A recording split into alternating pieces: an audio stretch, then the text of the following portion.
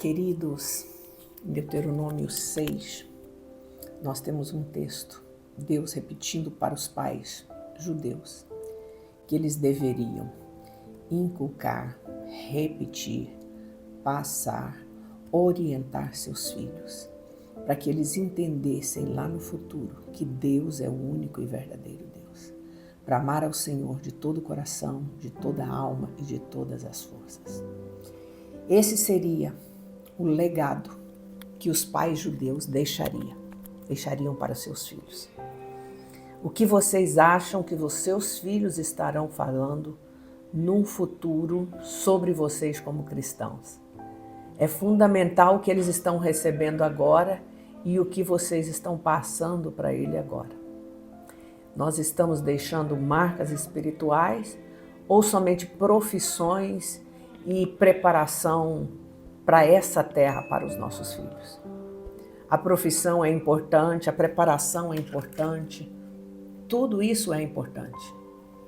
Mas o legado espiritual é o que vai conduzir nossos filhos para o futuro e para a eternidade com Deus. Pense sobre isso.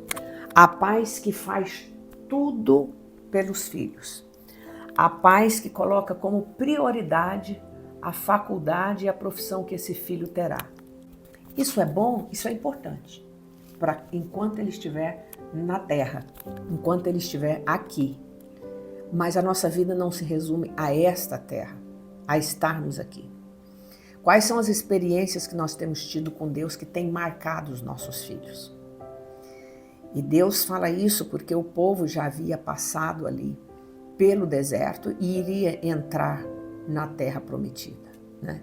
Então, os nossos filhos, se vocês querem como pais deixar para os seus filhos um legado espiritual, eles precisam saber que na sua caminhada com Deus, na nossa caminhada com Deus, nós tivemos vitórias, conquistas e também desertos. Desertos fazem parte da nossa caminhada com Deus. Se você começou a caminhar com Deus agora e ainda não passou um deserto, saiba que você vai passar.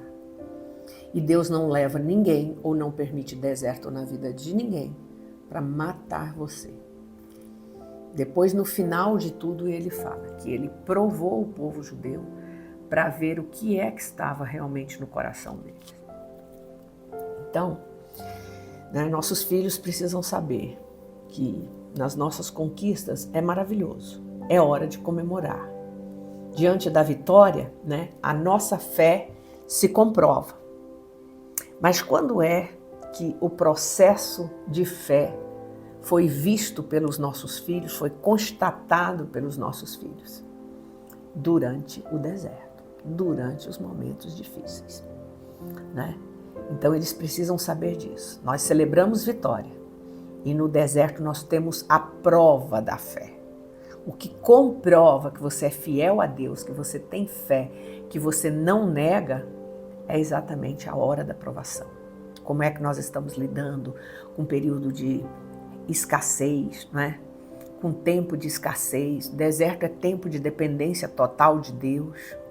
É isso que deserto mostra para nós. É tempo de solidão. Muitas vezes você fica só. Já parou para perceber que em algumas tribulações, dificuldades que você enfrentou, se foram os amigos, se foram até parentes que eram talvez próximos de você, se foram? Exatamente. É por isso, tá? Então, nós aprendemos no deserto que temos dependência de Deus. Deus mostrou isso para o povo, dando para eles o maná diário. Judeu é um povo difícil com relação à comida. Eles não comem qualquer coisa, tá? E a palavra maná, no original, significa mais ou menos assim, uma expressão de admiração ou de surpresa. O que é isso? Era uma resina branca, que caía todos os dias no arraial e o povo colhia. Então o povo judeu aprendeu ali dependência de Deus e humildade. No deserto se come maná, no deserto se come o que tem. No deserto não pode escolher o tipo de comida. Só tem aquela que vamos comer para nos alimentar, Então são essas São essas algumas das lições que nós aprendemos com Deus no deserto. Os nossos filhos precisam saber disso. Nós vivemos uma geração ansiosa, não suporta testes, não aguenta frustração, principalmente os jovens e os adolescentes. E é tempo, pais, de nós mostrarmos para os nossos filhos que nós somos colocados em prova, nós somos colocados em teste, mas o nosso Deus está ali. Ele não nos coloca em teste para nos desaprovar, pelo contrário, é para nos aprovar, porque se a gente passa pelo teste, a gente é aprovado, né? Então, nossos filhos precisam ver as nossas conquistas, mas também os nossos desertos, né? Deus ordenou também em Josué capítulo 4, antes deles entrarem em Canaã, e lhes ordenou: passai adiante da arca de Jeová, vosso Deus, até o meio do Jordão, e cada um levante sobre o ombro uma pedra, de acordo com o número de tribos de israelitas, para que seja um sinal no meio de vós, quando amanhã vossos filhos vos perguntarem: que significam estas pedras? Então lhes testemunhareis, é que as águas do Jordão se dividiram-se diante da arca da aliança do Senhor. À sua passagem cindiram-se as águas do Jordão. Estas pedras serão para sempre um memorial para os filhos de Israel. Quais são as pedras que você tem colocado? O Jordão se abrir, né? Era muito menos água, muito menor o percurso que eles iriam atravessar, mas era uma lembrança também do que Deus havia feito lá atrás, quando o Mar Vermelho se abre, né? Era uma recordação e mais um teste, mais uma prova do milagre de Deus, do socorro de Deus, da provisão de Deus para aquele povo que agora já havia passado 40 anos no deserto, ou seja, quem realmente saiu de lá não estava ali, só estava ali 2, Josué e Calebe, né? Então, mas era uma prova disso. Então, aquelas pedras que pegaram, cada um pegou 12 pedras do Jordão, o Senhor disse, porque lá na frente os seus filhos vão perguntar: que pedras são essas? O que significam isso? E vocês vão contar a história do deserto, dos livramentos que eu dei, dos milagres que eu fiz, para que vocês conquistassem essa terra que seus filhos já estarão nela, né? Então, nossos desertos, nossas vitórias, nossas experiências deixam legados inesquecíveis para os nossos filhos. Dependendo de como vocês, como pais, agem nesses momentos de deserto. No momento de deserto e de aflição, você tem a oportunidade de estar ensinando comportamentos e lições espirituais altíssimas para os seus filhos. Ou então, deixando para eles que você não confia, que você ficou com raiva de Deus, que você ficou perguntando e questionando Deus por quê. Os questionadores, murmuradores, não questionadores. Jó questionou, mas Jó não murmurou. Há uma diferença, né? Os questionadores, os murmuradores lá do deserto, ficaram todos lá, pereceram. Porque quando você murmura na crise, sabe, dependendo do nível de questionamento também, isso já se torna uma murmuração, você está atestando, principalmente no sentido de pais, no contexto de pais para filhos, você está atestando que não está confiando. Agora, quando você ora, você espera, você confia, você chora. Deserto a gente chora. Crise a gente chora. Você não precisa esconder o choro dos seus filhos. Tem pais que se mostram fortes além do que deveriam mostrar nas crises e nas dificuldades. E nossos filhos não esperam isso, não. Seja real, seja verdadeiro. Fala: tá doendo, meu filho, tá difícil, mas nós cremos que vamos vencer em nome de Jesus. Essa é a postura que você inculca na mente do seu filho, a fé, a confiança em Deus, porque você vai vencer.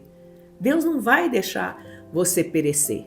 Só quando é um propósito de Deus, de levar alguém, de que não cure a doença, porque deserto pode ser uma doença, né? Pode ser. Amém. Essa é a vontade de Deus. Aí você vai mostrar para o filho a vontade perfeita de Deus. Ela é boa, ela é agradável, ela é perfeita, né? Então, queridos, eu deixo para você esta palavra, porque todos nós passamos pelos desertos.